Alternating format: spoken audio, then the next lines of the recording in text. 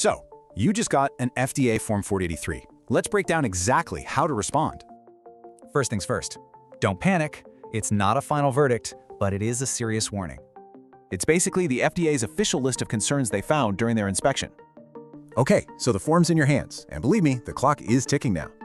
And by ticking, I mean you have just 15 business days to send your official written response. A great response can actually stop things from escalating to a full-blown warning letter. If you look at the inspection date, you'll see the same kinds of issues pop up constantly. And the number one issue, by far, not having solid corrective and preventative action, or CAPA, procedures.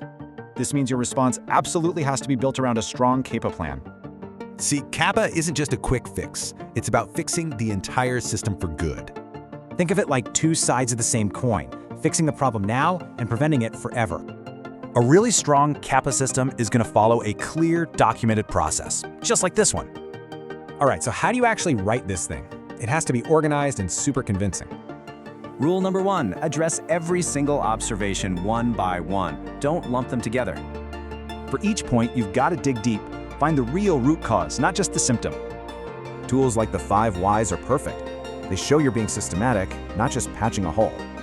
And remember, the FDA wants you to look beyond just the single example that they found.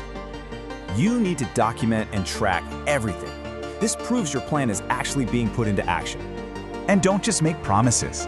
Give them hard evidence, like updated SOPs and realistic deadlines. Okay, let's zoom out a bit. What's the real payoff here, beyond just getting this response done? Honestly, you should see a 48.3 as a huge opportunity to seriously upgrade your quality system.